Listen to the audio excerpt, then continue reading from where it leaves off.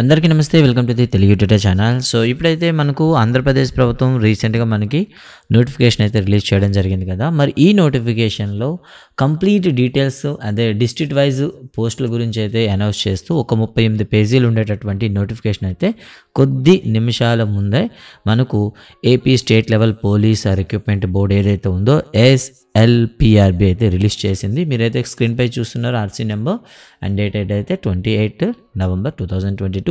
So దీని ప్రాప్తికి మన దగ్గర ఉండేటటువంటి ఏదైతే నోటిఫై చేశారో మొత్తం పోస్టులను ఏ విధంగా ఫిలప్ చేసుకోవాలి అంటూ కానిస్టేబుల్ సంబంధించి మీకు ఒక నోటిఫికేషన్ అయితే ఇక్కడ కనిపిస్తుంది. ఎస్ఐకి అయితే మనకు టైం అయితే ఉంది. కానిస్టేబుల్కి సంబంధించి అయితే పేమెంట్ గేట్వే కూడా మీకు ఓపెన్ అవుతుంది కాబట్టి ఒకసారి చెక్ చేసుకోండి. సో దీని ప్రకారం అయితే మనకి పోస్ట్ కేటగిరీ చూసుకోవచ్చు. 21 అనేది మీకు స్టైపెండరీ క్యాడెట్ ట్రైనీ ఎస్సీట్ అంటాం, పోలీస్ కానిస్టేబుల్ ఇన్ సివిల్ అనమాట ఇది. అండ్ నెక్స్ట్ వన్ వచ్చేసి 23 చూసుకున్నట్లయితే stipendiary cadet trainee, so police constable in APSP Andhra Pradesh special police service అంటారు, దీన్ని మనం AR అంటాం అనమాట. సో ఇక్కడ మనకి సివిల్లో అయితే 3580 అండ్ APSPలో అయితే మనకు 2520, వేరేసి మొత్తం 6100 పోస్టులకు అయితే నోటిఫికేషన్ అయితే రిలీజ్ చేశారు. ఇదంతా మీ అందరూ తెలిసిందే. అయితే చాలామంది అయితే కామెంట్ చేశారు ఏజ్ లిమిట్ చెప్పండి అండ్ అదేవిధంగా వెయిటేజ్ ఎలా ఉంటుంది. సో EWC ఏదైతే ఉందో ఇప్పుడు ఉంది కదా, EWS అది వర్తిస్తుందా లేదా అని చాలామంది అయితే కామెంట్ పెట్టారనమాట లాస్ట్ వీడియోకి. దానికైతే ప్రతి దానికి ఇక్కడ సమస్య ఆన్సర్ అయితే మనకు కనిపిస్తుంది. సో ముందుగా చూస్తాం కానిస్టేబుల్ సంబంధించి పేమెంట్ అయితే 30th నవంబర్న స్టార్ట్ అవుతుంది. ఓకేనా, అట్ 3 PM 3 గంటలకు స్టార్ట్ అవుతుంది అండ్ 5 PM అట్ 28 డిసెంబర్ అండి. సో 30 నవంబర్లో స్టార్ట్ అయ్యి డిసెంబర్లో ఎండ్ అవుతుంది అనమాట. సో పేమెంట్ చేసుకొని ఆన్లైన్ మీరు అప్లికేషన్ పెట్టుకోవాల్సి ఉంటుంది. ఇక చాలామంది అడిగారు ప్రిలిమ్స్ ఎప్పుడు ఉంటుందని. సో జనవరి 22 సండే అండి. సో ఉదయం 10 గంటల నుండి 1 గంట వరకు 3 గంటల పాటు ఉంటుంది. టోటల్గా మీకు 200 ప్రశ్నలు అయితే ఉంటాయన్నమాట. సో వీళ్ళు హాల్ టికెట్ ఎప్పుడు డౌన్లోడ్ చేసుకోవచ్చు అంటే జనవరి 9 11 గంటల నుండి మీరైతే డౌన్లోడ్ చేసుకోవచ్చు. సో కానిస్టేబుల్ సంబంధించి ఏదైతే డేట్స్ ఇచ్చారో ఇది పక్కా ఫాలో అవుతారండి. ఇందులో ఏమంటే మనకి డిమెట్ ఉంటుంది. ఇక డిస్ట్రిక్ట్ వైడ్ పోస్ట్ చూసుకున్నట్లయితే సో ముందుగా 21 అండి. 21 అంటే మీ అందరూ తెలిసిందే కదండి, మనకి సివిల్ అనమాట. So Srikakulam 100, so Vizianagaram 134, Visakhapatnam 187, Visakhapatnam city అండి. అండ్ విశాఖపట్నం రూరల్ అయితే 159, east Godavari 298, Rajamahendravaram so urban అయితే 83, west Godavari 204, Krishna 150, Vijayawada city 250, Guntur rural 300, Guntur urban 80, ప్రకాశం 205, నెల్లూరు 160, కర్నూలు 285, వైఎస్ఆర్ డిస్ట్రిక్ట్ కడప 325, అనంతపురం 310, చిత్తూరు 240, తిరుపతి అర్బన్ 110 అండి. సో చాలామందికి సందేహం ఉంటుంది, సార్ ఇలా డిస్ట్రిక్ట్ వైజ్ నోటిఫికేషన్ ఇచ్చారు కదా, రేపు పోస్టింగ్స్ అనేవి ఎలా ఉంటాయి. సో ఇక్కడ మీకు ఆప్షన్స్ పెట్టుకోవడానికి అవకాశం ఇస్తారు. మీరు మెయిన్స్ క్వాలిఫై అయిపోయిన తర్వాత ఆప్షన్స్ పెట్టుకోవడానికి ఇస్తారనమాట. సో ఆప్షన్స్ అంటే మెయిన్స్కి సంబంధించి ఎగ్జామ్ ముందు ఆ ఆప్షన్లో మీరు ఏం చేస్తారంటే మీరు ఇచ్చే ప్రియారిటీ మీరు చూసుకోవాలి. అంటే ప్రియారిటీ ఇచ్చేటప్పుడు మీరు 3 డిస్ట్రిక్ట్లు అయితే చూస్ చేసుకోవాల్సి ఉంటుంది. ఇందులో ఎక్కువగా వేకెన్సీ ఉన్నదని మీరు ఫస్ట్ ఆప్షన్ ఇచ్చుకుంటే అక్కడ నాన్ లోకల్లో వస్తారు. సెకండ్ ఆప్షన్ వచ్చేసి మీ ఓన్ డిస్ట్రిక్ట్ పెట్టుకోండి. సో సెకండ్ థర్డ్ ఆప్షన్లో మీరు పెట్టుకోవచ్చు. సో థర్డ్ ఆప్షన్లో మీరు లోకల్లో వస్తారు కాబట్టి అటు నాన్ లోకల్లోనే మీరు ఎలిజిబుల్ అవుతారు, ఇటు లోకల్లో కూడా ఎలిజిబుల్ అవుతారు కాబట్టి సో పెట్టేటప్పుడు హై పోస్టులు ఉండేటివి మీరు ఏదైతే ప్రిఫర్ చేసేటటువంటి డిస్ట్రిక్ట్ ఏదైనా ఉంటే అక్కడైతే మీరు చూసుకోవచ్చు. ఇలా మీకు 18 ఆప్షన్స్ అయితే కనిపిస్తుంటాయి. ఇంకా చాలామంది అడిగారు సో 23 అండి. సో 23 అంటే మన అందరూ తెలిసిందే, మనకి ఏదైతే చెప్పారు APSP ఆంధ్రప్రదేశ్ స్పెషల్ పోలీస్ అంటారు. ఇక్కడ మనం చూసుకుంటే మొత్తం 2520 పోస్టులు అయితే ఉన్నాయి. సో ఇవి 4 జోన్లలో మీకు ఇవ్వడం జరుగుతుంది. IR బెటాలియన్స్ అంటారు. సో ఫస్ట్ వన్ అయితే హెచ్ఎర్ల శ్రీకాకుళం డిస్ట్రిక్ట్ అండి 630 పోస్టులు అండ్ రాజమహేంద్రవరం 630, అదేవిధంగా మడ్డిపాడు ప్రకాశం డిస్ట్రిక్ట్ అండి. So Maddipadu so 630 and Chittoor అయితే 630. ఇలా మొత్తం 4 IR బెటాలియన్లో 630 పోస్టులు అయితే ఇస్తున్నారనమాట. సో IR అనేసరికి మీరు 4 ఈవెంట్స్ కూడా క్రాక్ చేయాల్సి ఉంటుంది. ఇక తర్వాత వచ్చేసరికి రూల్స్ ఆఫ్ గవర్నెన్స్ సంబంధించి ఇది ఓల్డ్ అండి, దీని పెద్ద ప్రాబ్లం లేదు. ఇక తర్వాత ఉమెన్ రిజర్వేషన్ గురించి కూడా మీ అందరికి తెలిసిందే, 33 అండ్ 1/3% అయితే వాళ్ళకైతే రిజర్వేషన్ అయితే ఉంటుంది. ఓకే, స్పెషల్ రిజర్వేషన్కి సంబంధించి ఇక్కడ ఈడబ్ల్యూఎస్ కానివ్వండి, BCA, BCB, BCC, BCD, BCE, SC, ST and ex service man provide in the rule of 22 of AP state subordinate service rule ప్రకారం ఇస్తారు. అయితే ఇక్కడ చూడండి, ఈడబ్ల్యూఎస్ అయితే దీనిపైన కాస్త మనకి వెసులుబాటు అంటే వేరే మనకి ఎక్స్ప్లెనేషన్ అయితే ఇచ్చారనమాట. ఒకసారి చూద్దాం. సో బీసీకి వచ్చేసరికి మీరు క్రిమి లేయర్ని దాటకుండా ఉండాలి. సో చాలామంది క్రిమి లేయర్ అయితే అంటే కాస్త ఇబ్బంది పడుతుంటారు. సో ఆంధ్రప్రదేశ్ గవర్నమెంట్ అంటే యాక్చువల్గా నేషనల్ గవర్నమెంట్ తీసుకుందాం. నేషనల్ గవర్నమెంట్ ఏంటంటే యాన్యువల్ ఇన్కమ్ అనేది సో ఇప్పుడైతే మనకు 8 lakhs ప్లస్ ఎంత ఉంది, ఆ 8 lakhs ప్లస్ కానీ మీ యాన్యువల్ ఇన్కమ్ మీ ఫ్యామిలీది కానీ మీకు ఉన్నట్లయితే అప్పుడు మీ బీసీ రిజర్వేషన్ అనేది కోల్పోతారు. దాన్ని మనం ఏమంటాం, క్రిమి లేయర్ అంటాం అనమాట. సో క్రిమి లేయర్ మీరు దాటారనుకోండి మీకు బీసీ రిజర్వేషన్ అనేది ఉండదు. క్రిమి లేయర్ కింద ఉంటే మీరు ఏం చెప్తారంటే మీరు బీసీ రిజర్వేషన్ పొందుతుంది. అంటే ఒకవేళ మీరు బీసీ రిజర్వేషన్ నుండి మీ యాన్యువల్ ఇన్కమ్ అనేది మీ ఫ్యామిలీ యొక్క యాన్యువల్ ఇన్కమ్ కానీ అబోవ్ ఏదైతే బౌండరీ లైన్ ఉందో దాటినట్లయితే మీరు అప్పుడు ఓసీగా పరిగణించబడతారు. కాబట్టి క్రిమి లేయర్ ఎస్ అనో అంటే నో అని పెట్టుకోవాల్సి వస్తుంది మీరు. ఓకే, ఇక నెక్స్ట్ వన్ చూద్దాం. ఎస్సీ ఎస్టీ రిజర్వేషన్ అనేది మీ అందరికీ తెలిసిందే, దీని గురించి మనం చర్చించాల్సిన అవసరం లేదు. ఇక్కడైతే మనకి ఒకటి ఉందండి, ఎకనామికల్లీ వీకర్ సెక్షన్ అని చెప్పారు కదా, ఈడబ్ల్యూఎస్ అంటారు. అయితే దీనిపై అయితే కాస్త సందిగ్ధత అయితే ఉంది, ఎందుకంటే ప్రస్తుతానికైతే ఇది కోర్టులో ఉందన్నమాట. సో దీనికి కూడా ఒక ఇచ్చారనమాట, ఎవరైతే సరే బీసీ కాకుండా ఉంటారో వాళ్ళ సంవత్సర ఆదాయం 8 లక్షలు ఉంటుందో, ఓకే 8 లక్షల కన్నా తక్కువ ఉంటుందో వాళ్ళని మనం ఏం తీసుకుంటామంటే ఎకనామికల్లీ వీకర్ సెక్షన్ అని చేసుకుంటామంట. వాళ్ళని అయితే మనకి రిజర్వేషన్ అయితే ఇవ్వడం జరుగుతుంది. దీనికి సంబంధించి సర్టిఫికేట్ అనేది తహసీల్దార్ నుండి తీసుకోవాలి. కానీ ఫైనల్గా ఎలిజిబిలిటీ అనేది కోర్టు పెండింగ్లో కోర్టుకే తీర్పుకు అనుగుణంగా ఇవ్వడం జరుగుతుంది అంటూ ఒక కండిషన్ అయితే మీకు ఇక్కడ చెప్పడం జరిగిందనమాట. సో నెక్స్ట్ పేజ్లో మీకు ఉంటుంది. ఇక ఏజ్ లిమిట్ గురించి చాలామంది అడిగారు. సో ఏజ్ లిమిట్ చూసుకోండి ఒకసారి. ఇక్కడ 3 type ఆఫ్ ఏజ్ లిమిట్స్ ఉంటాయంటే చూద్దాం. సో ఆంధ్రప్రదేశ్లో ఏదైనా గవర్నమెంట్ డిపార్ట్మెంట్లో కానీ లేదా పోలీస్ డిపార్ట్మెంట్లో కానీ లేదా హోమ్ గార్డ్స్గా కానీ పనిచేసిన వాళ్ళు ఎవరైనా ఉంటే అలాంటి వాళ్ళు జాబ్ చేస్తూ ఏదైతే మనం వస్తామో వాళ్ళకైతే 32 years అండి. చూసుకోండి, చాలామంది కన్ఫ్యూజ్ అవుతారు. సో లోకల్ ఆంధ్రప్రదేశ్ స్టేట్లో ఏదైనా ఎంప్లాయ్ కానివ్వండి, ఫర్ ఎగ్జాంపుల్ మీరు సచివాలయంలో పనిచేస్తున్నారు, మీకు ఇప్పుడు కానిస్టేబుల్ కావాలనుకుంటారు, సో మీకైతే ఏజ్ లిమిట్ 32 years అండి. ఓకేనా. సో అడిషనల్ ఇంకా మీకు క్యాస్ట్ రిజర్వేషన్ కూడా మీకు వస్తుంది అనమాట. అంటే 32 అనేది మీకు నార్మల్ అయితే ప్లస్ 5 years క్యాస్ట్ రిజర్వేషన్, అంటే మీకు 37 years వరకు కూడా మీరు ఏం రాయొచ్చు, ఎస్ఐ కానివ్వండి కానిస్టేబుల్ కానీ రాసుకోవచ్చు. సో ఎవరికండి ఇది గుర్తుపెట్టుకోండి, AP local Andhra Pradesh state and also working in Andhra Pradesh police department. ఆ డిపార్ట్మెంట్ అంటే ఆంధ్రప్రదేశ్ గవర్నమెంట్లో కానీ పోలీసులో పనిచేసే వాళ్ళకైతే అది. మరి అదర్ దాన్ మిగతా వాళ్ళ పరిస్థితి ఏంటి అంటే సాధారణంగా అంటే మీకు ఏం చేశారంటే 24 years అండి. సో కానిస్టేబుల్కి 24 years అండి, అంటే 18 సంవత్సరాలు దాటి ఉండాలి, 24 సంవత్సరాలకు దాటి ఉండకూడదు. సో ఇది మీ యొక్క ఏజ్ లిమిట్ అండి. ఒకవేళ మీరు రిజర్వ్డ్ క్యాండిడేట్లు అయ్యారనుకోండి, ఒకసారి చూడండి ఇక్కడ చూసారా, ఎకనామికల్లీ వీకర్ సెక్షన్ అయితే మీకు 5 years ఏం చేస్తారు, మీకు ఎలిజిబిలిటీ ఎక్స్టెన్షన్ చేస్తారు. అంటే ఇప్పుడు మీకు ఏమవుతుంది చెప్పండి, 24 + 5 అండి, అంటే 29 years ఏజ్ లోపల మీరు ఏం చేసుకోవచ్చు, కానిస్టేబుల్కి అయితే రాసుకోవచ్చు. అదేవిధంగా ఎస్సీ ఎస్టీ వాళ్ళకైనా సరే చూడండి మ్యాక్సిమం 5 years అండి. ఓకేనా, ఇవ్వడం అయితే జరిగింది. అంటే బీసీ ఎస్సీ ఎస్టీ వాళ్ళకైతే 5 years అండి, అంటే టోటల్గా మీకు 29 years లోపల మీరు రాసుకోవడానికి అవకాశం ఉంటుంది. ఇక తర్వాత చూసినట్లయితే length of regular service limited up to maximum 5 years if a candidate is an employee of AP state government employees of okay అబ్స్టాన్స్కో డిస్కమ్ అండ్ అంటే ఎవరైతే జాబ్లో జాయిన్ అవుతున్నారో ఓకేనా 5 years లోపల సర్వీస్ ఉంటేనే వాళ్ళకైతే ఎక్స్టెన్షన్ చేస్తారు. అంతకన్నా దాటిన వాళ్ళకైతే మనకి అంటే 5 years వాళ్ళకి ఇవ్వడం జరుగుతుంది. అయితే కొన్ని మనకి కార్పొరేషన్స్ ఉంటాయి, ఫర్ ఎగ్జాంపుల్ చూడండి ఏపీ ట్రాన్స్కో కానివ్వండి, డిస్కామ్ కానివ్వండి, ఏపీ జెన్కో కానివ్వండి, ఇలాంటి కార్పొరేషన్స్ కానీ ఏదైనా మున్సిపల్ కార్పొరేషన్ కానీ లోకల్ బాడీస్లో కానీ పనిచేస్తున్న వాళ్ళకైతే ఈ ఏజ్ రిలాక్షన్ అనేది వర్తించదు. ఏపీ స్టేట్ గవర్నమెంట్కి మాత్రమే 5 years వరకు ఎక్స్టెన్షన్ ఇస్తారు అని ఇవ్వడం అయితే జరిగిందనమాట. సో ఇంక తర్వాత చూసినట్లయితే ఆర్మీలో కానీ నేవీలో కానీ ఎయిర్ ఫోర్స్లో కానీ పనిచేసిన వాళ్ళు ఎవరైనా ఉంటే వాళ్ళకి మరో 3 years ఎడిషనల్గా ఇవ్వడం అయితే జరుగుతుందన్నమాట.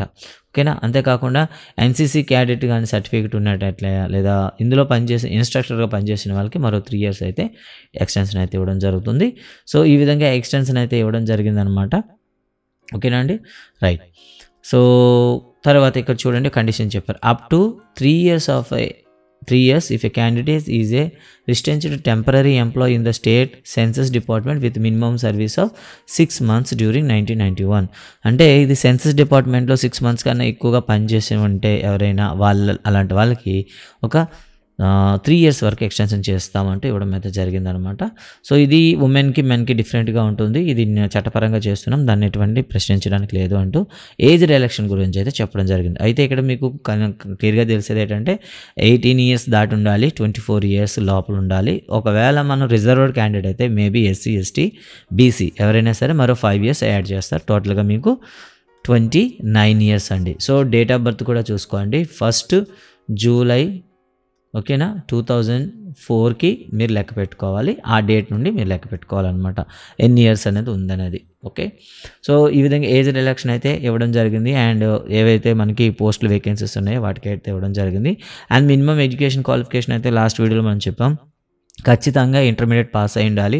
ఎందుకు ఈ ట్యాగ్ లైన్ యాడ్ చేశారంటే లాస్ట్ టైం నోటిఫై చేస్తున్నప్పుడు డిప్లొమా వాళ్ళు అయితే చాలా గొడవ పెట్టడం, కోర్టుకి వెళ్ళడం కూడా జరిగిందనమాట.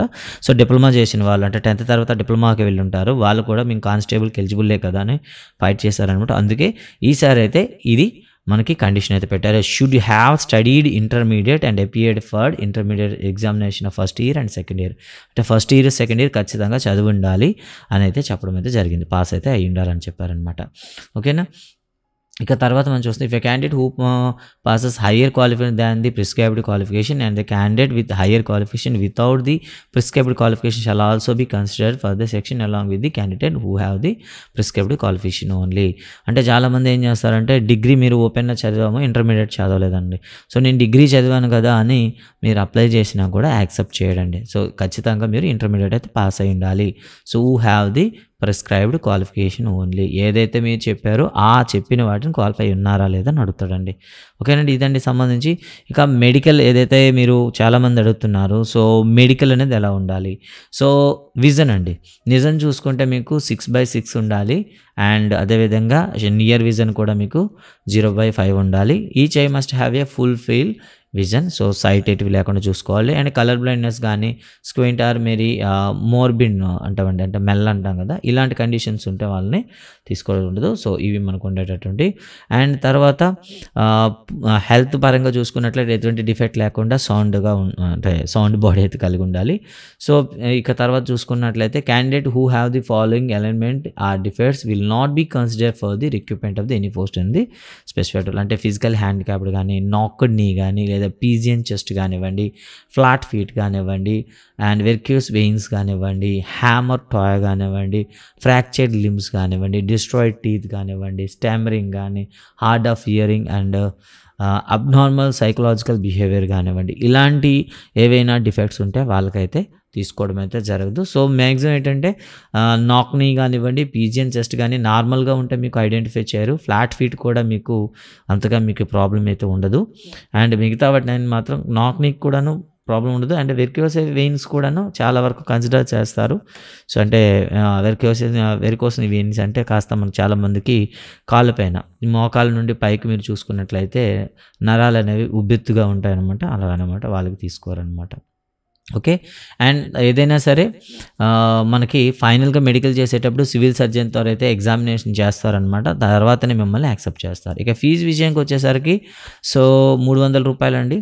సో SC ST వాళ్ళకి అయితే 150 రూపాయలు, ఇది మీకు తెలిసిందేని. అండ్ EWS క్యాండిడేట్స్ కూడా 300 పే చేయాల్సి ఉంటుంది. ఇది పేమెంట్ అంతా మీరు ఆన్లైన్ చేసుకోవాల్సి వస్తుంది. సో ఇదండి మనకి. ఇంకా ఎగ్జామినేషన్ చూద్దామండి. ప్రిలిమినరీ రిటర్న్ టెస్ట్ ఉంటుంది.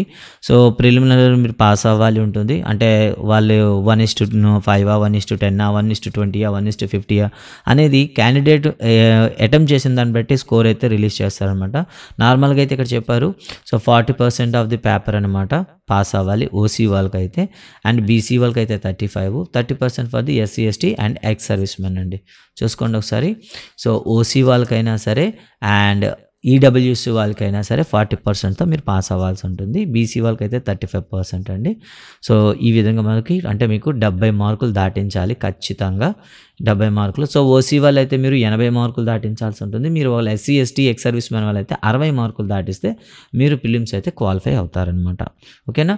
సో ప్రిలిమ్స్ అనేది మీకు మనకి ఎంసీక్యూ క్వశ్చన్స్ ఉంటాయి, ఆబ్జెక్టివ్ టైప్ ఉంటాయి, అండ్ ఓఎంఆర్ అనేది ఇవ్వడం జరుగుతుంది. పేపర్ అనేది ఇంగ్లీషు, తెలుగు, ఇంగ్లీష్ ఆర్ ఉర్దూలో మీకు సెలెక్ట్ చేసుకునే అవకాశం ఉంటుంది. సో బబుల్ చేసేటప్పుడు బ్లాక్ బాల్ పెన్ మాత్రమే వాడాలని చెప్పేసి ఇక్కడ నోటిఫికేషన్లోనే రిలీజ్ చేశారు. ఇంకా చాలామంది ఏమంటారంటే హాల్ టికెట్లు వచ్చిన తర్వాత సార్ పెన్సిల్ వాడాలా, పెన్ వాడాలని కన్ఫ్యూజ్ అవుతారు. సో ఆల్రెడీ ఇక్కడే మీకు నోటిఫికేషన్లో చెప్పేశాడు. So candidate should bring blue, black point, ఓకేనా, బాల్ పెన్స్ తీసుకురామని చెప్పాడు. ఇక్కడ ఇంటిమేషన్ లెటర్ అనమాట, ఇంటిమేషన్ లెటర్, ఓకేనా. ఒకవేళ మీరు క్యాండిడేట్ అనేది ప్రిలిమినరీ ఎగ్జామ్లో పాస్ అయినట్లయితే ఆన్లైన్ ద్వారా మీకు ఫిజికల్ మెజర్మెంట్కి సంబంధించి మీకు ఏదైతే ఇంటిమేషన్ లెటర్ వస్తుందో అది రావాలి. సో దాని ప్రకారం మీరు ఎగ్జామ్కి అటెండ్ అవ్వాలి. సో ఇక్కడ మనం చూసుకున్నట్లయితే హైట్ చూడండి ఒకసారి. సో మెన్ అయితే హైట్ అనేది మీకు 167.6 సెంటీమీటర్స్ ఉండాలి. సో బెటర్ మీరు 169కి ప్రిపేర్ అయ్యి వెళ్ళండి, అక్కడ మెజర్మెంట్స్ అయినా కాస్త డిఫరెంట్గా ఉంటాయి. సో ఆల్రెడీ ఫేస్ చేసాము. ఇక చెస్ట్ మనం చూసుకున్నట్లయితే 86 సెంటీమీటర్స్ ఉండాలని చెప్తారు. బెటర్ మీకు 87 ఆర్ 88 వచ్చేటట్లు చూసుకోండి. ఒకవేళ వీక్ చెస్ట్ ఉన్నట్లయితే ఇప్పటి నుండే మీరు ఫుడ్ హ్యాబిట్స్ చేంజ్ చేసినట్లయితే ఈజీగా మీ చెస్ట్ అయితే ఎక్స్పాన్షన్ చేసుకోవచ్చు. అండ్ బ్రీత్ చేసేటప్పుడు 5 సెంటీమీటర్స్ అయితే ఖచ్చితంగా ఎక్స్టెన్షన్ అవ్వాలి. సో డోంట్ వరీ అండి. సో బాగా వీక్గా ఉంటే కానీ నార్మల్గా ఉంటేనే మీకు 8 to 10 సెంటీమీటర్స్ ఎక్స్పాన్షన్ వస్తుంది. ఇక ఉమెన్ విషయానికి వచ్చేసరికి 152.5 సెంటీమీటర్లు అంటే అప్రాక్సిమేట్లీ 153 సెంటీమీటర్స్ హైట్ ఉండాలి. అండ్ ఇక్కడ వచ్చేసరికి ఇక్కడ బ్రీతింగ్ ఎక్స్పాన్షన్ ఉండదు, వెయిట్ చూస్తారు. వెయిట్ అనేది 40 kgs కన్నా ఎక్కువ ఉండాలి. ఓకేనా. ఇక్కడ చెస్ట్ ఎక్స్పాన్షన్ అనేది టెస్టింగ్ ఉండదు. ఫీమేల్కి వచ్చేసరికి వెయిట్ మాత్రమే చూస్తారు. ఇక తర్వాత ఏదైతే ఉందో 21, 23 పోస్టులకి అయితే మనం చెప్పుకొని వస్తున్నాం కదా, ఇక్కడైతే వాటికి సంబంధించి ఇవ్వడం జరిగింది. ఓకే, పోస్ట్ నెంబర్ ఇక్కడ చూడండి. Provided that the candidate belongs to the schedule tribes అండి. సో కొన్ని వెనుకబడ ఏదైతే షెడ్యూల్ ట్రైబల్స్ ఉన్నారో వాళ్ళకి సంబంధించి వాళ్ళకి స్పెషల్ మెజర్మెంట్స్ అయితే ఉంటాయి. ఫర్ ఎగ్జాంపుల్ చూడండి, must not be less than 160 అండి. సో నార్మల్గా మనకు ఓకేనా, ఓకే, మనకైతే 167 సెంటీమీటర్లు ఉంటే వాళ్ళకైతే 7 సెంటీమీటర్స్ అయితే వాళ్ళకి ఎక్స్క్యూజ్ చేస్తారు. అండ్ అదేవిధంగా చెస్ట్ కూడా 8 సెంటీమీటర్లు ఉండాలి. అమ్మాయిలకు అయ్యేసరికి 150 సెంటీమీటర్లు, అలాగే 38 kgs అండి. ఎవరికంటే ఇది చూడండి. సో ఎస్టీ ఏదైతే ఉన్నారో షెడ్యూల్ ట్రైబల్ వాళ్ళు ఉన్నారో దాన్ని ఏమంటారు, అబోరిజినల్ ట్రైబల్స్ అంటారు. శ్రీకాకుళం కానీ, విజయనగరం కానీ, విశాఖపట్నం, ఈస్ట్ గోదావరి, వెస్ట్ గోదావరి డిస్ట్రిక్ట్లో ఉండే వాళ్ళకైతే కాస్త ఎక్స్క్యూజ్ అయితే చేస్తారనమాట. ఇక ఫిజికల్ టెస్ట్ గురించి మనకు వస్తే ఇంతకుముందు మనం చెప్పుకున్నట్టే 21 పోస్ట్కి అయితే మనకి 1600 మీటర్స్ అండి, 1 మైల్ రన్ ఉంటుంది. సో ఇదైతే మీరు 8 మినిట్స్లో మీరు కంప్లీట్ చేయాల్సి ఉంటుంది. సో గుర్తుపెట్టుకోండి, 1600 మీటర్స్ మీరు 8 మినిట్స్లో కంప్లీట్ చేయాల్సి ఉంటుంది. అండ్ నెక్స్ట్ వన్ వచ్చేస్తే మీకు 100 మీటర్స్ అండి. సో ఈ 100 మీటర్స్ రన్ అనేది మీరు 15 సెకండ్స్లో కంప్లీట్ చేయాల్సి వస్తుంది. సో ఈ రోజు నుండే మీరు ప్రిలిమ్స్కి మనం చదువుతూ, ఓకేనా, దీన్ని కూడా రెడీ ఉండి. సో ఒకవేళ మీరు 15 సెకండ్స్లో చేయలేకపోతే లాంగ్ జంప్ అనేది వేయాలి, అబోవ్ 4 మీటర్స్ వేయాలి, అబోవ్ 4 మీటర్స్ వేయాల్సి ఉంటుంది. ఇవి మీకు ఫిజికల్ సంబంధించి. సో ఇక్కడైతే క్లియర్గా ఇచ్చారు, ఇంకా చూసుకున్నారు కదా. జనరల్కి అయితే 8 మినిట్స్ అండి, అండ్ ఎక్స్ సర్వీస్ మెన్కి అయితే 9 minutes 30 seconds అంటే 1.5 minute ఎక్స్ట్రా ఉంటుంది. ఉమెన్కి అయితే 10 minutes 30 seconds అండి. సో ఇది పెద్ద ప్రాబ్లం కాదండి, కంటిన్యూ ప్రాక్టీస్ చేయండి, ఈజీగా అవుతుంది. అండ్ 100 meters అయితే 15 seconds అండి, అదేవిధంగా 16.5 seconds అండి, అదే ఉమెన్ అయితే 18 seconds. ఇక లాంగ్ జంప్ వస్తే మనకి 3.8 meters. So ex service men అయితే 3.65, ఉమెన్ అయితే 2.75 meters అండి.